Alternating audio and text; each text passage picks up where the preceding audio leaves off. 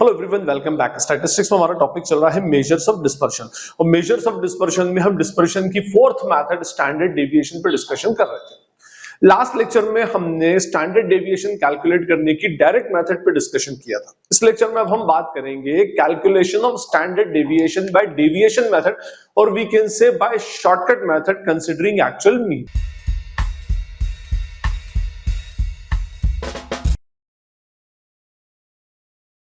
Lecture start करने से पहले आपसे अपील है कि अगर आप मेरा लेक्चर फर्स्ट टाइम देख रहे हैं, मेरे चैनल पर नए हैं, तो चैनल को सब्सक्राइब जरूर करें। और ये वीडियो देखने के बाद अगर आपको ये यूजफुल लगता है, नॉलेजेबल लगता है, तो अपने फ्रेंड्स कलीग्स के साथ में शेयर करें और वीडियो को एक लाइक जरूर दें। अब हम बात करते हैं हमारे आज के टॉपिक की। हमारा आज का टॉपिक है calculation of standard deviation using shortcut method, और we can say deviation method by considering actual mean. अब ये हेडिंग है क्या, इसके लिए थोड़ा सा मुझे आपको स्टैंडर्ड डेविएशन का बैकग्राउंड बताना पड़ेगा। वैसे स्टैंडर्ड डेविएशन का कांसेप्ट मैं ऑलरेडी प्रीवियस लेक्चर्स में बता चुका हूं। पूरे चैप्टर की प्लेलिस्ट के लिंक नीचे डिस्क्रिप्शन बॉक्स में, वहां से उसको फॉलो कर सकते हैं। देखिए, मैंने आपको बताया था कि ये जो स्टैंडर्ड डेविएशन है, ये मेजर्स ऑफ डिस्पर्शन की फोर्थ मेथड है, डिस्पर्शन कैलकुलेट करने की फोर्थ मेथड है। इससे पहले रेंज होती है, क्वार्टाइल डेविएशन होती है और मीन डेविएशन होती है। और मैंने आपको यह भी बताया था कि स्टैंडर्ड डेविएशन जो है वो सबसे कॉमनली यूज्ड और सबसे प्रैक्टिकल अप्रोच है। प्रैक्टिकली जो सबसे ज्यादा डिस्पर्शन को या वेरिएशन को या वोलेटिलिटी को कैलकुलेट करने के लिए जो मेथड यूज होती है, दैट इज स्टैंडर्ड डेविएशन। और ये स्टैंडर्ड डेविएशन की मेथड जो है, ये मिस्टर कार्ल पियर्सन ने 1893 के अंदर दी थी। ठीक है, मिस्टर कार्ल पियर्सन ने। एक बात और याद रखिएगा कि ये जो स्टैंडर्ड डेविएशन है, ये मीन बेस्ड मेथड है, पूरी अरिथमेटिक मीन के ऊपर बेस्ड मेथड है। और इसीलिए जैसे मीन को कैलकुलेट करने की हमारे पास डिफरेंट अप्रोचेस, डिफरेंट मेथड्स थी, इन the same way same problem standard deviation के साथ आती है। तो स्टैंडर्ड डेविएशन को कैलकुलेट करने की भी डिफरेंट मेथड्स और डिफरेंट अप्रोचेस। हमने अरिथमेटिक मीन को कैलकुलेट करने की 3 मेथड्स हुआ करती थी। कौन सी? डायरेक्ट मेथड, ठीक है। सेकंड कौन सी होती थी? शॉर्टकट मेथड, जिसको हम टेक्निकली डेविएशन मेथड भी बोलते हैं। और third was step deviation method. तो in the same way step standard deviation को कैलकुलेट करने की भी हमारे पास डायरेक्ट मेथड, शॉर्टकट मेथड और स्टेप डेविएशन मेथड होती है। फाइन, लेकिन अरिथमेटिक मीन जो था वो फर्स्ट ऑर्डर ऑफ मेजरमेंट था। ठीक है, तो हम क्या करते थे, शॉर्टकट मेथड में जो अरिथमेटिक मीन कैलकुलेट करते थे, कैलकुलेशन को शॉर्ट बनाने के लिए अज्यूम मीन लेते थे और उससे डेविएशंस कैलकुलेट करते थे।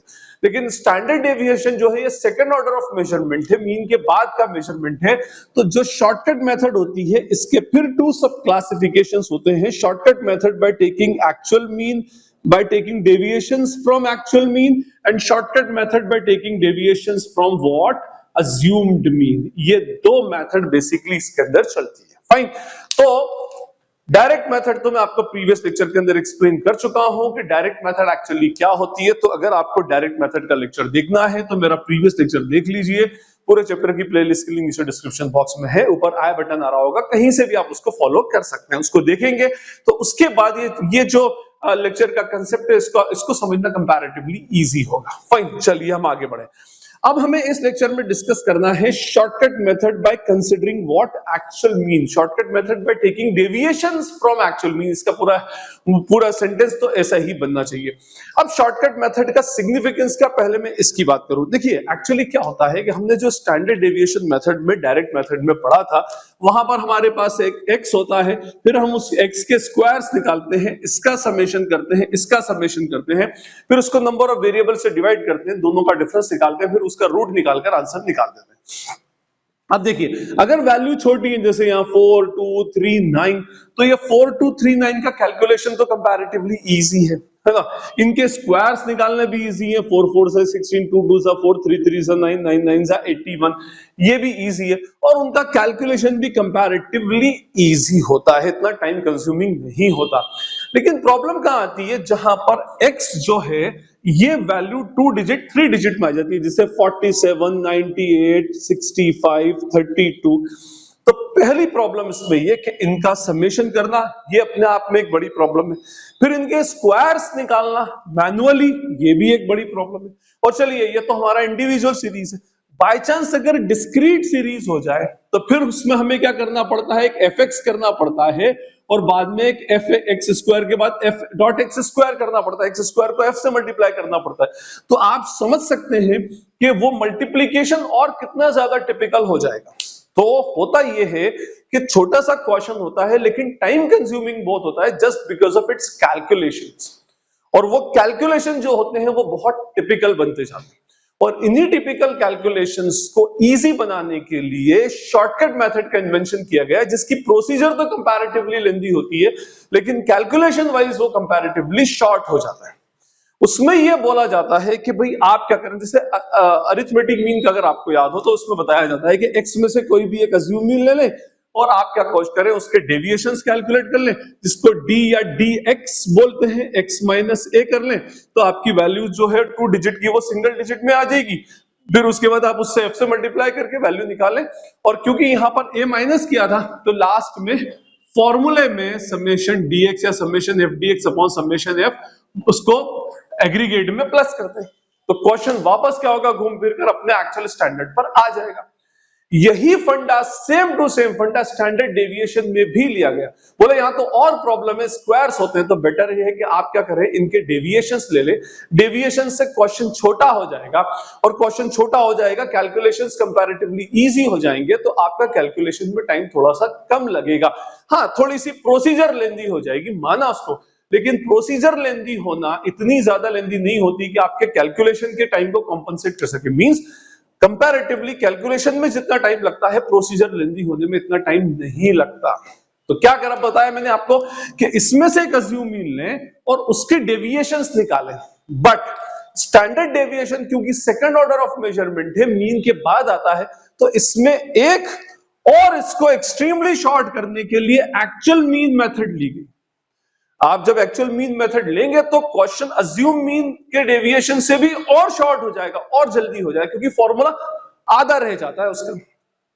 ठीक है, तो कहने का मतलब ये कि एक एक्चुअल मीन मेथड है और एक अज्यूम्ड मीन मेथड है। यहां पर हम डेविएशंस जो निकालते हैं वो एक्चुअल मीन कैलकुलेट करके निकालते हैं। जैसे आपको मीन डेविएशन याद होगा ना कि मीन डेविएशन में हम क्या करते थे, dx बार निकालते थे, जिसका फॉर्मूला क्या होता था, x minus x bar, means actual mean calculate करते थे और एक्चुअल मीन से डेविएशंस कैलकुलेट करते थे। यहां पर भी आपके पास दो मेथड है, एक्चुअल मीन से डेविएशन कैलकुलेट करना और अज्यूम्ड मीन से डेविएशन कैलकुलेट करना। आप प्रायोरिटी एक्चुअल मीन को देंगे, लेकिन प्रॉब्लम यह है कि एक्चुअल मीन से डेविएशंस हमेशा हर बार कैलकुलेट नहीं हो पाते, उसकी कुछ लिमिटेशंस है।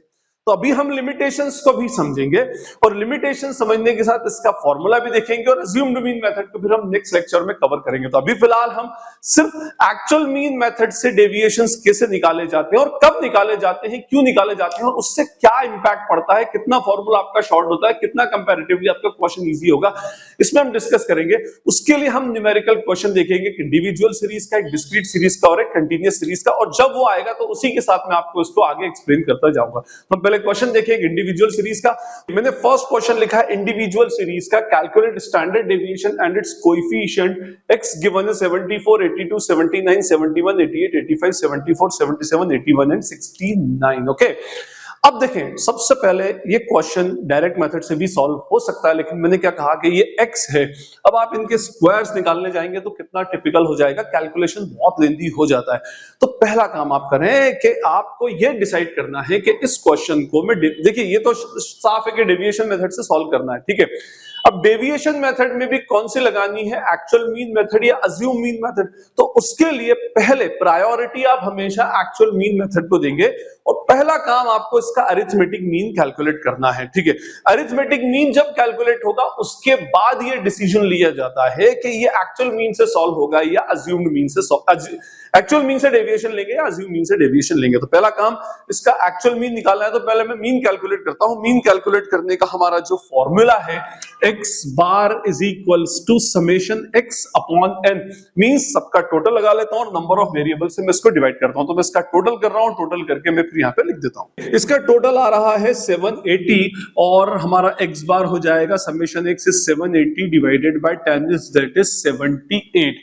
अब यहां से आपको डिसीजन लेना है कि हम डेविएशंस एक्चुअल मीन से लें या डेविएशंस अज्यूम मीन से लें। डेविएशन मींस x में से उस वैल्यू को माइनस करेंगे, तो उसका आंसर या उसका रिप्लाई जो आपको मिलता है वो इस वैल्यू में मिलता है।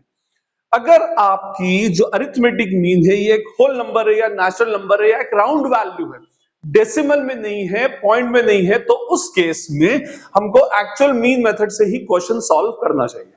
अगर ये ऐसा हो जाता 78.29, तो फिर उस कंडीशन में हम एक्चुअल मीन की बजाय अज्यूम्ड मीन मेथड अप्लाई करते।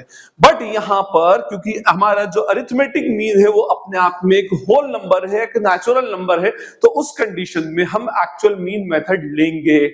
ठीक है, वो क्यों, उसका भी मैं आगे आपको बता देता हूं कि ऐसा क्यों एक्चुअली हम करते हैं। तो हमारा जो नेक्स्ट कॉलम बन जाएगा that will be dx bar, और इसका फॉर्मूला होगा x minus x bar means x minus 78। तो 74 minus 78 is equals to what, minus 4। 82 minus 78 is 4। 79 minus 78 is 1। 71 minus 78 is what, minus 7। 88 minus 78 is 10. 85 minus 78 is what, 7. 74 minus 78 is minus 4, ये हो गया minus 1, 3, और 69 minus 78 is what, minus 9. Fine, तो ये हमारा आ गया पहला। ठीक, क्या कर दिया हमने, dx बार कैलकुलेट कर दिया, डेविएशंस फ्रॉम एक्चुअल मीन, ये डेविएशन का कॉलम कहलाता है। This column is called as what, deviations column, deviations from actual mean.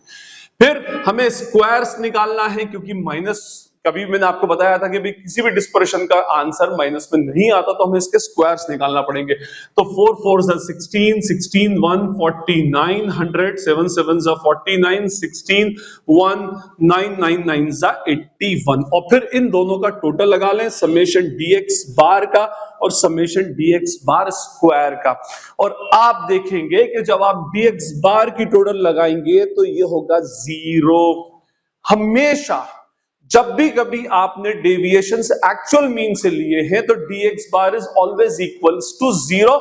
Minus plus की वैल्यू हमेशा क्या हो जाती है, इक्वल हो जाती है। ठीक है, तो ये 0 हो जाएगा। अब मुझे टोटल लगाना है, वो आप चाहे तो उसको लगाकर देख लीजिएगा, 16 plus 16 plus 1 plus 49 plus 100 plus 49 plus 16 plus 1 plus 9 plus 81, that is what, 338।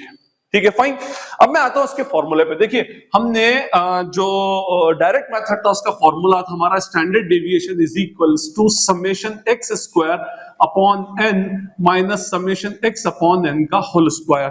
Same to same approach अब हम इसमें फॉलो करेंगे शॉर्टकट मेथड में। क्या बन जाना चाहिए, एक्स स्क्वायर की जगह dx बार स्क्वायर, तो summation dx bar square upon n minus summation dx bar upon n का होल स्क्वायर। ओके, ये हमारा बन गया। अब आप इसके अंदर अगर वैल्यूज पुट करेंगे तो समेशन dx बार की वैल्यू है कौन सी, ये 338, तो 338 बाय 10।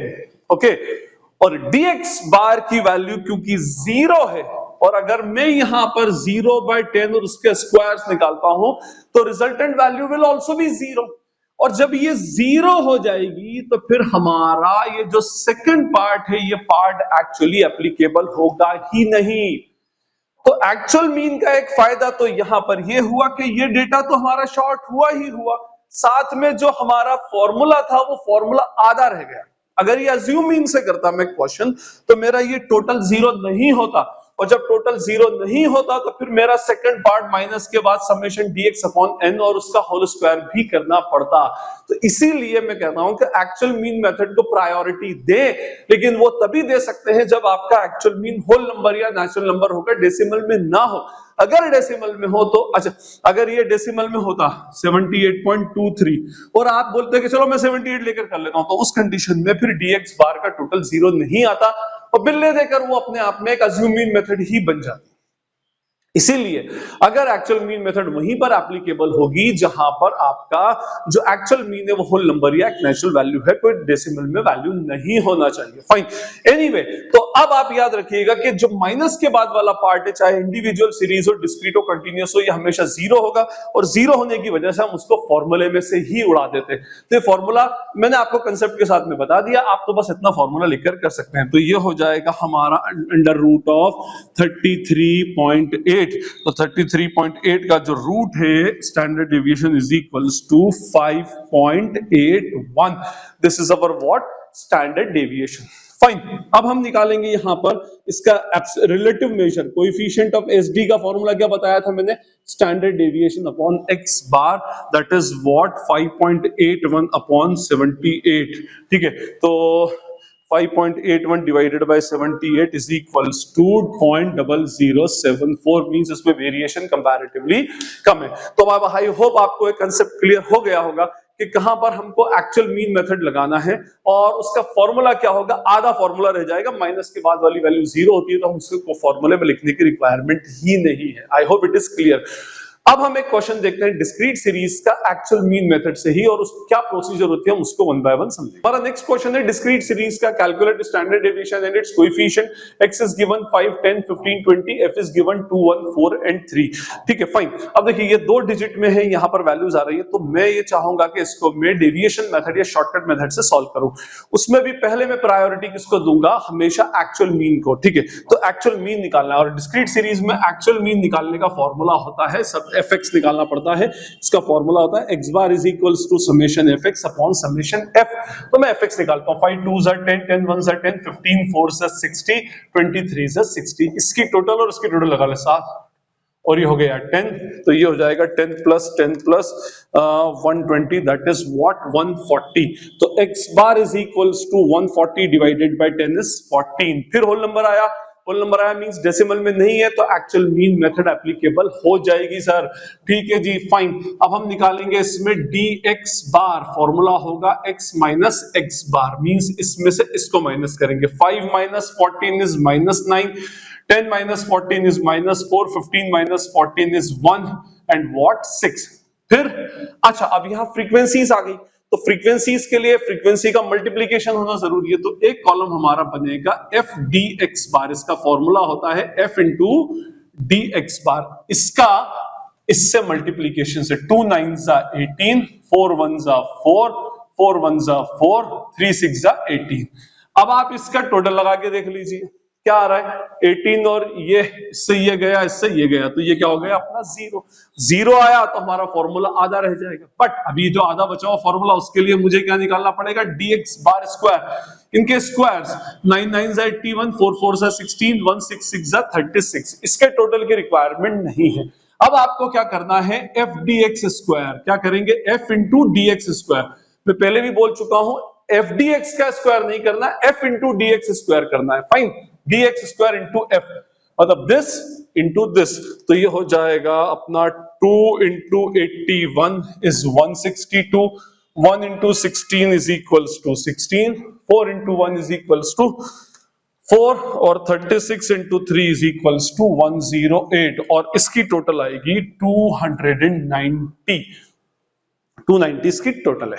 अब देखें, हमने डिस्क्रीट सीरीज के लिए फॉर्मूला क्या पढ़ा था, डायरेक्ट मेथड में summation f x square upon summation f minus whole square और summation f upon summation f का होल स्क्वायर। ठीक है, इसी की जगह हम इसमें क्या लगा देते हैं, एक्चुअल मीन के डेविएशंस लगा दें, तो हमारा फॉर्मूला क्या बन जाएगा इसमें, x standard deviation is equals to whole under root of summation f d x bar square upon summation f d x bar upon summation f का होल स्क्वायर। फाइन। अब जैसे मैंने अभी आपको बताया कि summation f d x square की value तो 290 है, तो ये हमारा बनेगा 290 डिवाइडेड बाय, इसका टोटल आ रहा है 10। ओके फाइन, ये 10 है ना, माइनस अगर आप समेशन एफ डी एक्स बार लेंगे तो दैट इज 0 अपॉन 10 का होल स्क्वायर, तो फिर क्या हो जाएगा 0। जब ये 0 हो जाएगा तो हमारा सेकंड पार्ट जो है ये इररिलेवेंट हो गया, तो हमारा फॉर्मूला सिर्फ कितना बचेगा, फर्स्ट वाला पार्ट बचेगा, तो हमारा ये हो जाएगा standard deviation is equals to under root of 29, और अंडर रूट ऑफ 29 जो होगा दैट इज व्हाट 29 का रूट इज व्हाट 5.35, तो स्टैंडर्ड डेविएशन इज व्हाट 5.35। अब इसका कोएफिशिएंट जो हो जाएगा that is standard deviation upon x bar 5.35 upon what 14, तो 5.35 divided by 14 is equals to 0.38। तो ये हमारा डिस्क्रीट सीरीज में हमने direct shortcut method by considering actual mean से सॉल्व किया। अब हम एक क्वेश्चन कंटिन्यूअस सीरीज का करते हैं ताकि हमारे पास तीनों सीरीज हमारे पास कैसे करना है ये भी हमें समझ आ जाए, उसको भी हम एक्चुअल मीन मेथड से ही सॉल्व करेंगे। हमारा कंटिन्यूअस सीरीज का क्वेश्चन है calculate standard deviation and its coefficient class interval 0 to 10, 10 to 20 till 40 to 50 frequency 4365 to given है। पहले हमको इसमें एक्चुअल मीन कैलकुलेट करना है। Formula for actual mean is summation fx upon summation f। तो मुझे fx निकालना है, बट fx के लिए मुझे x की रिक्वायरमेंट है, that is mid value, lower limit plus upper limit divided by 2, 5 15 25 35 और व्हाट 45। फाइन, अब हम इसमें निकालेंगे fx। 4 5 are 20, ये हो जाएगा 4 into 5 20, 3 into 15 is what 45, 6 into 25 is 150, 5 into 35 is 175 and 2 into 45 is 90 और इसकी टोटल होती है 480 और इसकी टोटल निकालना 4 plus 3 plus 6 plus 5 plus 2 that is what 20।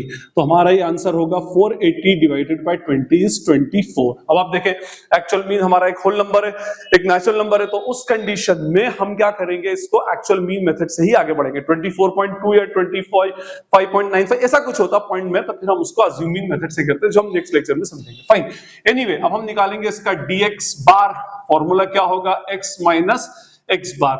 इस x में से इसको माइनस करेंगे तो 5 minus 24 is minus 19 minus 9, 25 minus 24 is what 1 और उसके बाद 11 and then what 21। ठीक, फिर हम निकालेंगे f dx बार। जैसे अभी बस अब इसकी पूरी प्रोसीजर डिस्क्रीट सीरीज जैसी है। f dx बार निकालेंगे हम इसमें 4 into 19 is 76, 3 into 9 is minus 27 और 6 into 1 is 6, 5 into 11 is 55 और 2 into 21 is what 42। इसका जब आप टोटल करने जाएंगे तो अगेन इट विल बी 0, जिस वजह से हमारा फॉर्मूला आधा रह जाएगा। एनीवे ये हमारे काम का नहीं है, बट इसको क्रॉस चेक आप चाहें तो कर सकते हैं। dx बार, अच्छा ये देखिए, अब आपको शॉर्टकट मेथड करना है तो आपको इसकी तो रिक्वायरमेंट ही नहीं है f dx बार की, क्योंकि हमें पता है कि हम एक्चुअल मीन से ले रहे हैं तो इसकी वैल्यू 0 आएगी। तो मैं सिर्फ आपको एक्सप्लेनेशन के लिए बता रहा हूं, अदरवाइज इसकी रिक्वायरमेंट हमको नहीं है। इसकी वैल्यू जब 0 ही आना है तो हमें निकालना ही नहीं है। हमारा फॉर्मूला तो यूं भी आधा ही रहने वाला है, कौन सा, summation f dx bar whole square upon summation f, यही रहने वाला है। ठीक है, फाइन। तो अब हम इसके स्क्वायर्स करते हैं तो 19 का स्क्वायर हो जाएगा 361 और यही मैं f dx बार स्क्वायर भी कर लेता हूं, इंटू 4 करता हूं तो 1444। उसके बाद नहीं सॉरी, हाँ, फिर उसके बाद 9 का स्क्वायर हो जाएगा 81 इंटू 3 तो ये हो जाएगा 243। उसके बाद 1 का तो स्क्वायर भी रहेगा, ये वैल्यू 6 ही रहने वाली है। फिर उसके बाद 11 का स्क्वायर होगा 121 इंटू 5 दैट इज व्हाट 605। फिर उसके बाद 21 का square into 2 that is what 882। Total अगर हम करेंगे तो दैट विल बी 3417। फॉर्मूला उठा के लगा दें, आंसर इज 3417 डिवाइडेड बाय 20। तो 3417 को 20 से डिवाइड किया तो 170.85 का अंडर रूट, तो स्टैंडर्ड डेविएशन विल बी 170.85 का अंडर रूट हो जाता है 13.07। और उसके बाद फिर आप इसका रिलेटिव मेजर भी निकाल सकते हैं, इसका कोएफिशिएंट ऑफ स्टैंडर्ड डेविएशन भी कैलकुलेट कर सकते हैं। तो आई होप आपको एक्चुअल मीन मेथड से डेविएशंस के थ्रू स्टैंडर्ड डेविएशन कैसे कैलकुलेट करते हैं ये क्लियर होगा। स्टिल अगर कोई क्वेरी या डाउट लगती है तो आप मुझसे कमेंट सेक्शन में पूछ सकते हैं। अज्यूम मीन मेथड जो होगा वो हम नेक्स्ट लेक्चर के अंदर डिस्कस करेंगे। This is Najeeb Hashmi signing off from Najeeb Hashmi academy. Thank you.